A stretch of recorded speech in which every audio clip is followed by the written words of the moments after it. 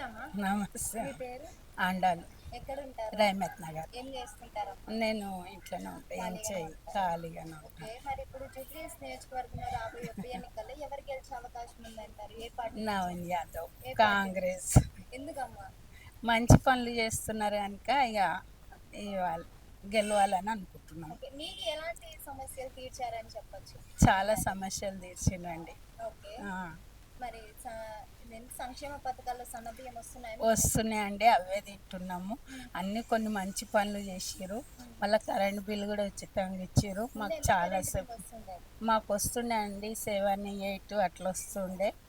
మంచి పనులు చేసిర్రు. మాకు అన్నీ కొంచెం మంచిగా అనిపిస్తుంది. ఆయననే గెలవాలని అనుకుంటున్నాము. ఓకే.